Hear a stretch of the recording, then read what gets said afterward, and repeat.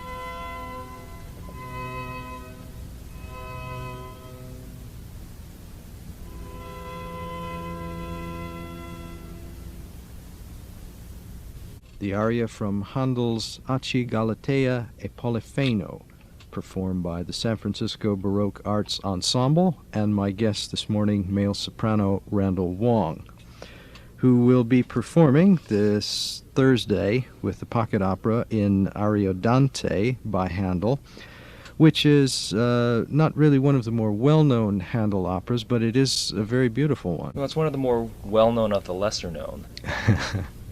It's not certainly as well-known as Julius Caesar, which is the one that gets done most often, and of course Marilyn Horne ends up doing, what was it, the one, Orlando, a couple of years ago at San Francisco. But this is one of the more mature operas. It's set in Scotland, and it's got a supposed death at sea after jumping off a cliff, and numerous assorted love plots and subplots, and you actually have the privilege of playing the bad guy in this one. Oh yeah, I'm looking forward to this because I've never ever got to play a bad guy before. The closest I ever came to it was when I did Agrippina with pocket opera, and did Nero, who was of course a bad guy, but he's in this opera he's just the mama's boy. His mother, Agrippina, is the bad guy, who gets all the tear him up bitchy parts to do. But this one I get to I plot a lot, and it's sort of like the Snidely Whiplash type role. Is it a particularly demanding role for you? It runs a little bit on the lowish side, but it's going to be fun because it's when you're a villain, you can get away with a lot more vocal things. You can spit out words and chest out bottom notes, and it just goes perfectly along with the role. Because I've always been stuck with young princes and angels and things, so it's nice to have something a little closer to home. Something to play around with a little bit more. It's hard to get too much character into that of a cherub or an angel. Right. There's even within the period, there's only so much you can do with the villain. It's not like Verdi where you can sort of scream a lot and stamp around, because you still have to sing all the little fast notes. There are a lot of them. At present, you're completing your doctorate in Baroque performance. Baroque performance, right. And my area of study is the Venetian composer Barbara Strozzi, who was the most unusual thing is, of course, that she's a woman. Well, I mean, it's not being a woman is unusual, but that she was a woman composer, but also that she was published within her lifetime. And she was part of the Venetian circles of the Academy, the intelligentsia of the time. Though maybe not a full member, she was part of the attractions to their events. She was a singer and a composer as well. And we'll hear now a lamento by Strozzi. This is called Lagrime Mie. It's most of Strozzi's pieces are written from a male viewpoint. It's where this fellow is just so miserable he can't cry. He's just gone past tears, and he's just saying, "Oh, please, tears, come to me. My girlfriend Lydia is locked in a tower by her miserable father, and I'm just gonna go crazy."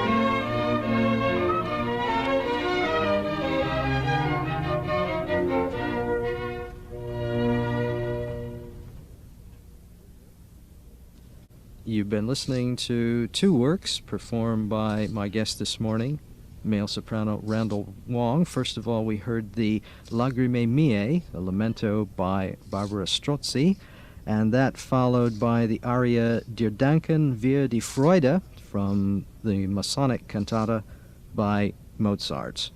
And that was George Cleave conducting the Midsummer Mozart Ensemble. And once again, Randall will be performing this Thursday with the Pocket Opera, their production of Ariodante, along with Stephanie Friedman, Sarah Gans, and Neil Rogers, and of course the inimitable Donald Pippin and the Pocket Philharmonia. And you also have a series of performances coming up with Chanticleer. Right. Well, Randall, thank you very much for coming down here and bringing all these tapes with Thank you.